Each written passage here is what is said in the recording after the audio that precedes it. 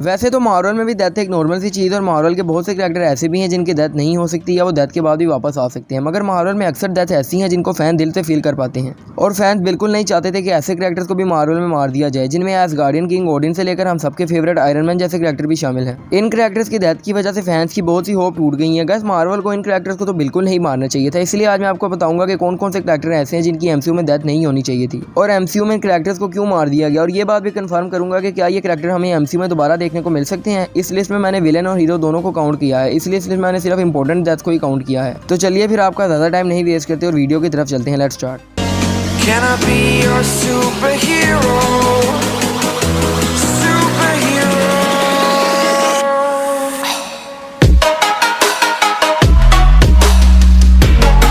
Number 10 है Eric किलमॉन्गर। तो guys, जरूरी नहीं है एक बेस्ट विलन वही हो जिसके पास बहुत ज्यादा सुपर पावर्स हो और वो प्लेनेट को डिस्ट्रॉय कर सकता हो, बल्कि बड़े टेंशन होना और अपने डिसीजन पर कायम रहना भी एक विलन के लिए बहुत इंपॉर्टेंट होता है। किलमॉन्गर भी मार्वल के कुछ उन विलन में था जिसके इंटेंशन और डिसीजन बहुत बड़े थे। गाइस, किलमॉन्गर फिजिकली भी एक स्किलफुल फाइटर और एमसीयू के फैंस किलमॉन्गर की स्टोरी लाइन के साथ बहुत कनेक्ट हो गए थे। और तो और गाइस, किलमॉन्गर की फैन फॉलोइंग ही हमारे ओरिजिनल ब्लैक पैंथर से ज्यादा और फैंस में अभी भी किलमॉन्गर जैसे कैरेक्टर को देखने का बहुत क्रेज है। गाइस, में भी हमें ब्लैक पैंथर की सेकंड मूवी में किलमॉन्गर का कैरेक्टर देखने को मिले और अगर ऐसा हुआ तो ये हमारे लिए बहुत बड़ी गुड न्यूज होगी। Number 9 Peggy Carter. गाइस, पैगी जैसे सिर्फ कुछ ही कैरेक्टर हमने एमसीयू में देखे हैं। पैगी कार्टर मार्वल की बेस्ट फीमेल कैरेक्टर में से एक है, मगर एमसीयू में ऑफिशियली तो पैगी कार्टर की डेथ हो गई है, जो मार्वल फैंस के लिए एक बहुत डिसअपॉइंटेड थिंग है। मगर डॉक्टर स्ट्रेंज की सेकंड मूवी में हमें लगा था कि शायद पैगी कार्टर के सेकंड वर्जन की स्टोरी लाइन हमें देखने को मिले, मगर गाइस उधर भी पैगी की स्टोरी स्टार्ट होते ही खत्म कर दी गई।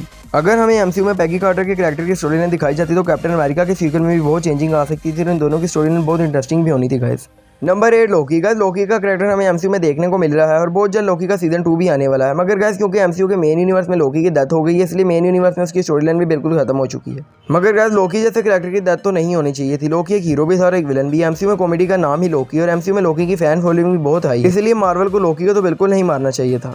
Number 7 ancient one. मार्वल में पहले ही मैजिशियन बहुत कम है और मार्वल वालों ने एक और पावरफुल सोर्सर सुप्रीम और मैजिशियन के लीडर एंशिएंट वन को भी मार दिया है। एंशिएंट वन मिस्ट्री कार्ड और मैजिक की मास्टर तो थी ही, इसके साथ साथ वो अर्थ की भी बहुत बड़ी डिफेंडर हैं। एवेंजर से पहले एंशिएंट वन ही अर्थ को हर बड़े खतरे से डिफेंड करती आ रही थी। टाइम स्टोन को उतनी अच्छी तरह डॉक्टर स्ट्रेंज भी हैंडल नहीं कर सकते थे जिस तरह एंशिएंट वन टाइम स्टोन को प्रोटेक्ट करती हैं, और मार्वल वालों ने एंशिएंट वन को इसलिए मार दिया क्योंकि एंशिएंट वन के होते हुए थैनोस को टाइम स्टोन लेने में बहुत प्रॉब्लम होनी थी और फिर इन्फिनिटी सागा का इवेंट कभी होना ही नहीं था। मगर गाइस, एंशिएंट वन जैसे मिस्टिकल कैरेक्टर की हमें एमसीयू में बहुत जरूरत है।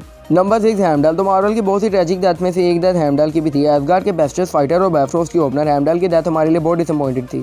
थोर का एक अच्छा फ्रेंड होने की वजह से भी हेमडाल की स्टोरी लाइन मार्वल का एक इंपॉर्टेंट पार्ट है, इसलिए हेमडाल की डेथ की वजह से मार्वल फैंस की बहुत सी होप्स पूरी नहीं हो सकती। लेकिन क्योंकि एसगार्डियंस मरने के बाद वैलहल्ला नाम के रेलम में चले जाते हैं, इसलिए थोर 4 के लास्ट सीन में हमें हेमडाल का कैरेक्टर एक दफा फिर दिखाया गया, मगर क्योंकि वो सिर्फ बेसिक क्लाइमेक्स सीन था जिसको स्टोरी लाइन के साथ कनेक्ट नहीं किया गया, इसलिए हमें हेमडाल के कैरेक्टर को दोबारा देखने की एक्सपेक्टेशन तो बिल्कुल नहीं करनी चाहिए।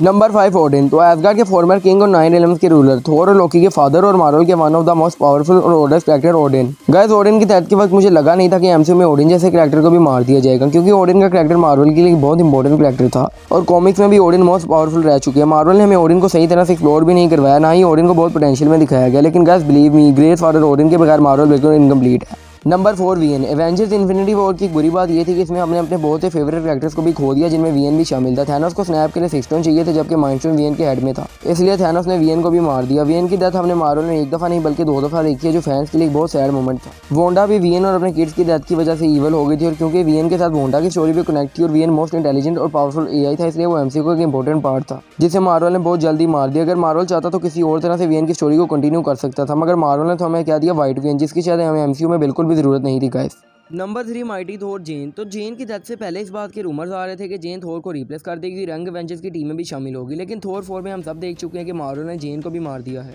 और जेन की डेथ भी मार्वल के बहुत सैडेस्ट मूवमेंट में से एक थी। गाइस, जेन को पहले ही मार्वल ने बहुत टाइम बाद दोबारा दिखाया था, जो फैंस को बहुत पसंद भी है, लेकिन मार्वल ने जेन की स्टोरी लाइन को भी शुरू होने से पहले ही खत्म कर दिया। मुझे नहीं पता मार्वल ने ऐसा क्यों किया, लेकिन अगर मार्वल चाहता तो थोर के साथ जेन का एक अच्छा सीक्वल कंटिन्यू किया जा सकता था। मे भी वैलहल्ला के कैरेक्टर हमें एमसीयू में दोबारा देखने को मिल सकते हैं, जिनमें ओडिन, हेमडाल, जेन और भी बहुत से मेजर एसगार्डियंस कैरेक्टर शामिल। अगर ऐसा हुआ तो फिर ये तो एक बहुत अच्छी गुड न्यूज़ है। Guys, number 2 black window. Guys, MCU में हमेशा कुछ सीन ऐसे होते हैं जिनको ऑडियंस दिल से फील करती है। इन्हीं में से एक सीन ब्लैक विडो का लाव डेथ सीन है, जो ऑडियंस के लिए अनबिलीवेबल और मोस्ट ट्रेजिक सीन भी है। एमसीयू के कुछ फैंस को अभी भी यकीन नहीं आता कि नताशा जैसे कैरेक्टर की भी मार्वल में डेथ हो गई है, लेकिन एवेंजर्स को जब सोल स्टोन चाहिए था तो नताशा ने सोल स्टोन के लिए खुद को सेक्रीफाइस कर दिया, जिसकी वजह से मार्वल फैन में नताशा के लिए और भी प्यार बढ़ गया।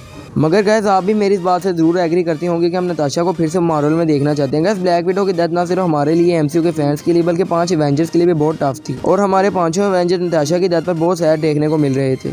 Number 1 Iron Man Tony Stark. तो गैस हम सबका ever and forever favourite character सिर्फ आयरन मैन था। मार्वल की स्टार्टिंग भी आयरन मैन से हुई और टोनी स्टार्क के कैरेक्टर ने बहुत सालों से मार्वल को बेस्ट बना कर रखा और रॉबर्ट डोनी जूनियर की परफॉर्मेंस तो गैस आयरन मैन के कैरेक्टर के लिए बेस्टर थी और आयरन मैन के कैरेक्टर की फैन फॉलोइंग भी मार्वल के सभी कैरेक्टर से ज्यादा है। आयरन मैन का कैरेक्टर वो कैरेक्टर है जिसके बगैर मार्वल बिल्कुल इनकम्प्लीट है और मार्वल फैंस के लिए ये बात बहुत डिसअपॉइंटेड थी कि मार्वल ने आयरन मैन जैसे कैरेक्टर को भी मार दिया। आयरन मैन की डेथ मार्वल की सबसे इंपॉर्टेंट डेथ थी और आयरन मैन का डेथ सीन एंड गेम और मार्वल का सबसे बेस्ट सीन था। ये वो सीन था जिसको मैं और हर एक मार्वल फैन बहुत अच्छे से फील कर सकते हैं और जो लोग मार्वल को पसंद नहीं करते थे वो भी आयरन मैन के फैन तो जरूर ही थे गाइस।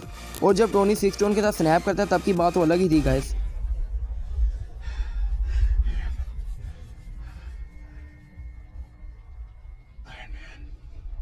गाइस अभी भी कुछ ऐसी डेथ्स भी हैं जिनको मैं इस लिस्ट में काउंट तो नहीं कर सका और बहुत से ऐसे कैरेक्टर भी हैं जिनकी डेथ तो नहीं हुई मगर मार्वल ने उनको भी डिसमिस कर दिया, जिनमें सर्टर, डोरमामू और सबसे बढ़कर कैप्टन अमेरिका भी शामिल हैं। इसीलिए इन सभी कैरेक्टर की हर सिंगल डिटेल मैं आपको नेक्स्ट वीडियो में दूंगा। So guys thanks for watching.